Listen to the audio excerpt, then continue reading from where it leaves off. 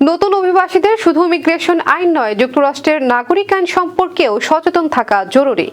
সচেতনতার অভাবে অনেকেই অনিচ্ছাকৃতভাবে সমস্যায় পড়েন। এক্ষেত্রে বাংলাদেশি কমিউনিটি সংগঠনগুলো গুরুত্বপূর্ণ ভূমিকা রাখতে পারে। গত 12 মে প্রথম আলো উত্তর আমেরিকা এবং বেঙ্গল ক্লাব অব আটলান্টিক সিটির যৌথ আয়োজনে অনুষ্ঠিত এক সেমিনার ও আলোচনা সভায় আলোচকরা এসব কথা বলেন। এদিকে সন্ধ্যায় আটলান্টিক সাগরের তীরে বেঙ্গল ক্লাব মিলনায়তনে আয়োজিত এই অনুষ্ঠানে ইমিগ্রেশন ও পাবলিক চার্চ, বাংলা গণমাধ্যম ও কমিউনিটি এবং আমেরিকার পর্যটন নিয়ে আলোচনা করা হয়।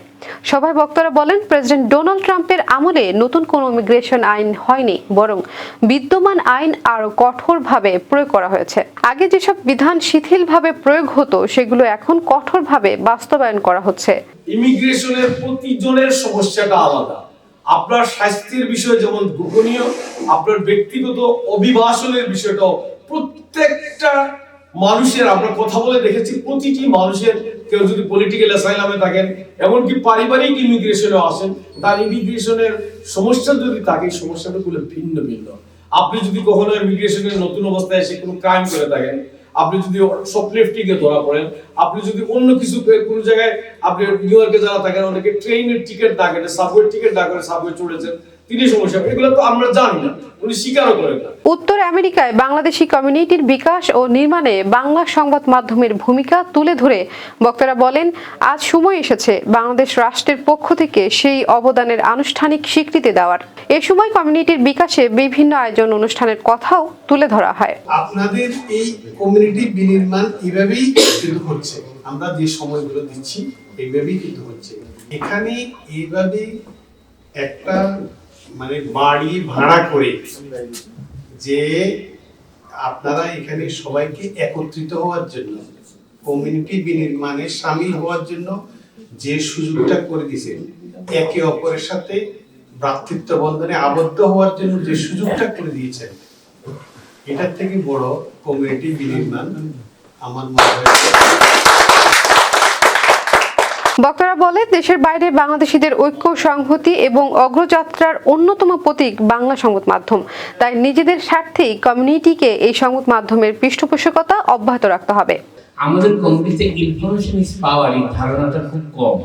আপনি যত বেশি ইনফরমেশন আপনার মাথায় থাকবে, তত বেশি আপনি শক্তিশালী হবেন যে কোনো সমস্যার মোকাবেলাতে। আমি ইদানিং স্বাস্থ্য বিষয়ে খুব লেখাপড়া করি। তার কারণটা হচ্ছে যে আমি প্যান্ডেমিকের পর থেকে, এই প্যান্ডেমিক কিন্তু আমাদের বাংলা সাংবাদিকতার একটা মাইলফলক।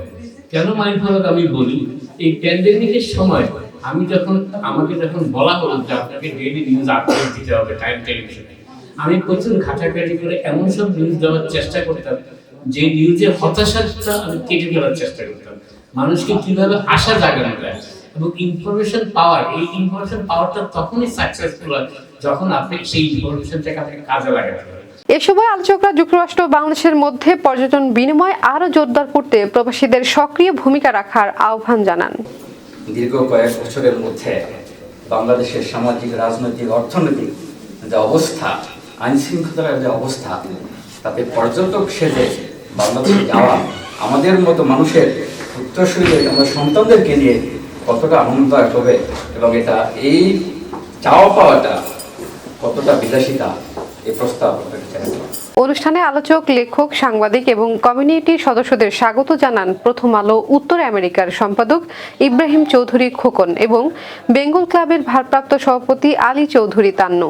সেমিনার ও আলোচনা সভায় বক্তব্য দেন প্রবীণ সাংবাদিক ও সাপ্তাহিক পরিচয়ের সম্পাদক নাজমুল আহসান, প্রথম আলো উত্তর আমেরিকার নির্বাহী সম্পাদক মঞ্জুরুল হক, লেখক সাংবাদিক শেলি জামান খান, সাংবাদিক Subrata Chowdhury, Atlantic city Bangladesh press ক্লাবের প্রেসিডেন্ট আকবর হোসেন, সেক্রেটারি মোহাম্মদ শাহিন, পাপ্ত চৌধুরী, রওশন হক, রোকেয়া দীপা, ভাইলা সালিনা, কাজল বারই, ফেরদৌস ইসলাম, আজিজুল ইসলাম ফেরদৌস, মনির হোসেন, লিখুন কাজী, হেলাল হাসান, শাহ রেজা চৌধুরী, বাদল বারই, অপরাজিতা সরকার, আরিফ লিমন, মামুন ইসলাম, আনিসুর রহমান, অপরাজিতা সরকার, রাশিদা আক্তার, ফারমিস আক্তার, মাহে আলম জেমস, আবু সাইদ, মাসুম বাউল সহ আরো অনেকে।